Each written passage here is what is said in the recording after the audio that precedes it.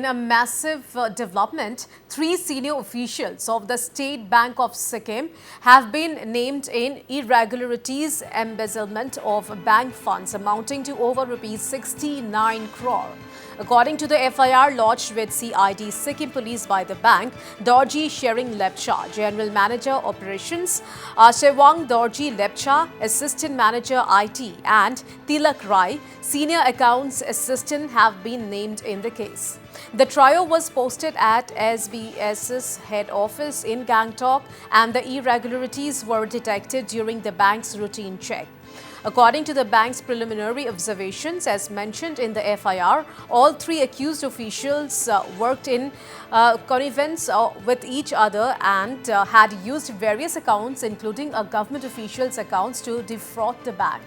It may be mentioned here that the State Bank of India has been functioning since 1975 without being covered under the Banking Regulation Act.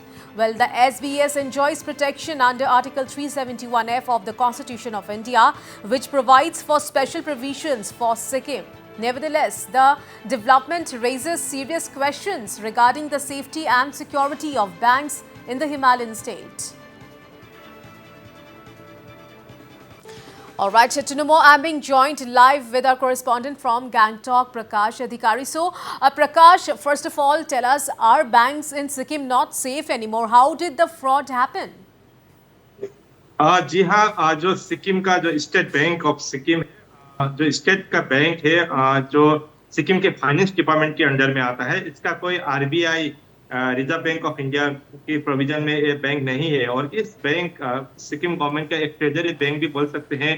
Total government का जो official account हो या public का account हो, इससे bank में ज्यादा है। वहां पर 69 करोड़ का जो फंड मिसयूज होने का बात आया है। और वहां पर इस जो घटना है, इसमें 3 बैंक के ऑफिसर इन्वॉल्व होने की खबर आई है। और इसको लेकर बैंक ने एक एफआईआर दर्ज किया है। और सीआईडी ने, जो सिक्किम पुलिस के सीआईडी ने ऑलरेडी इसको आईपीसी के अंडर में इसको एक केस रजिस्टर किया है। और 3 ऑफिशियल इन्वॉल्व होने की, बैंक के 3 ऑफिसर इन्वॉल्व होने की बात क्लियर हुआ है। और इसका अभी इन्वेस्टिगेशन चल रहा है। और ये बैंक आरबीआई की जो अंडर में नहीं होने की वजह से इसको लेकर अभी कंट्रोवर्सी शुरू हुआ है कि स्टेट बैंक ऑफ सिक्किम को आरबीआई के अंडर में लाना है या नहीं है। इसको लेकर अभी कंट्रोवर्सी शुरू हुआ है।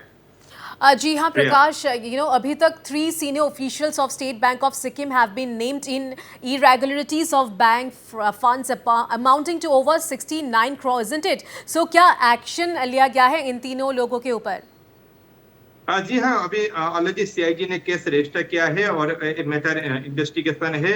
मगर ऑफिशियली बैंक की ओर से कोई स्टेटमेंट नहीं दिया गया है। मगर जो अनऑफिशियली एमडी ने बताया है कि जो लोग जिनका अकाउंट एसबीएस में है, वो डराने की कोई बात नहीं है। उन लोगों का जो मनी है वो सेफ है, कोई इसमें डराने की बात नहीं है। मगर एक कंट्रोवर्सी अभी सिक्किम में है कि इस बैंक को आरबीआई के अंडर में लाना है कि नहीं, इसको लेकर अभी एक कंट्रोवर्सी शुरू हुआ है। मगर एसबीएफ 371F जो स्पेशल प्रोविजन है सिक्किम का, उसके अंडर में होने की वजह से ये आरबीआई के अंडर में नहीं है। तो लोगों में एक डर है कि आरबीआई के अंडर में नहीं होने के कारण से उन लोगों का जो पैसा वहां पर डिपॉजिट है वो सुरक्षित रहेगा कि नहीं। जी हाँ Prakash, thank you so much for all this details.